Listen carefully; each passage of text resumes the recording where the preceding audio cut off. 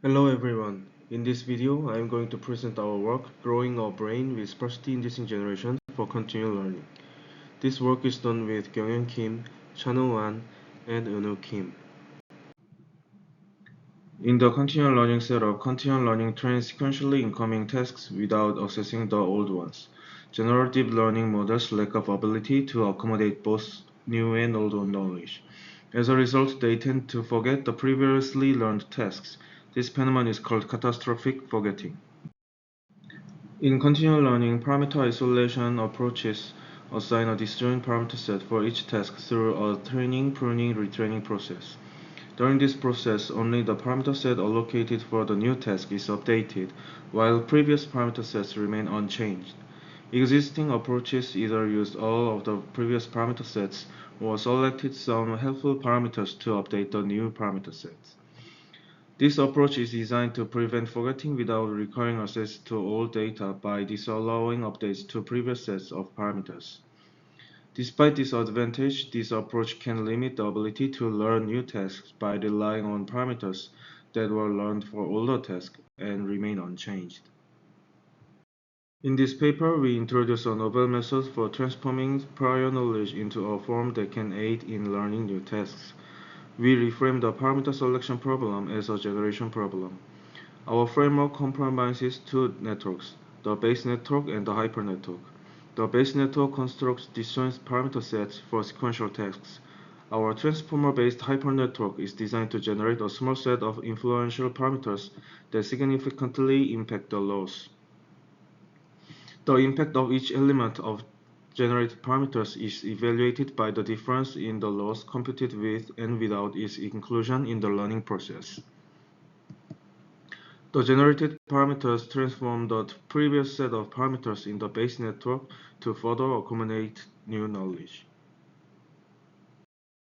First, we present a novel approach of transforming previous learned parameters into more adaptable ones to incorporate knowledge of new tasks.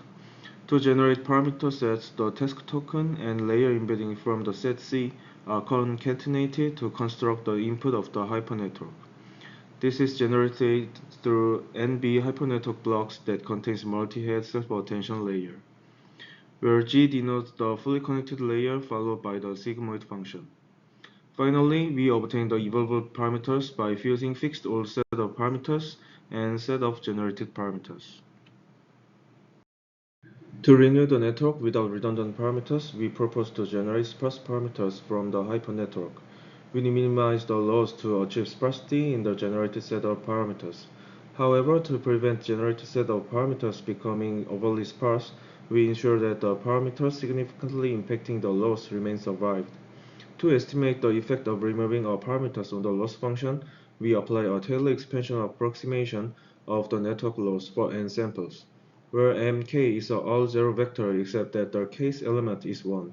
We introduce an additional term minimizing the discrepancy between the scores of the complete set of parameters and the scores of the sparse set of parameters produced as follows. Finally, the loss function to learn the TIS task using the evolved parameter sets becomes as follows. Another loss function to generate parameters from the hypernetwork similar to those learned in the previous task. To sum up, the total loss function to train the TIS task is composed with the three terms.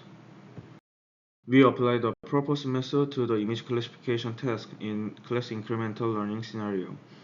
We conducted an experiment with an ImageNet and 5 fine-grained datasets. We regard each dataset as a task. The proposed method demonstrates higher accuracy compared to other methods since it adapts previous knowledge for each task rather using the fixed old knowledge. Additionally, we do not produce redundant parameters, resulting in fewer parameters used than other methods. We apply the proposed method to the video action recognition task, which is a class incremental learning scenario. We divided each dataset into subsets containing randomly selected classes. Similarly to image classification results, the proposed method showed higher accuracy and used fewer parameters compared to other approaches. Please check out our paper and source code to know more about this work. Thank you for your attention.